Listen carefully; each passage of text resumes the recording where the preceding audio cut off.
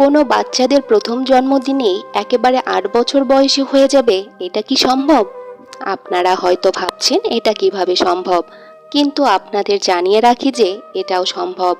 আমরা সবাই যে তারিখে জন্মাই পরের বছর সে তারিখে জন্মদিন পালন করি। এভাবে প্রত্যেক বছর আমাদের বয়সটা বেড়ে যায়। তবে সে তারিখটা প্রত্যেক বছর আসলে তখনও সেটা সম্ভব। আসলে ১ মে ২৯শে ফেব্রুয়ারি ১৮৯৬ সালে জন্মেছিল। আর যেমনটা আমরা সবাই জানি যে ২৯শে ফেব্রুয়ারি প্রত্যেক ৪ বছরে একবার আসে, কারণ সেটা লিপ ইয়ার থাকে।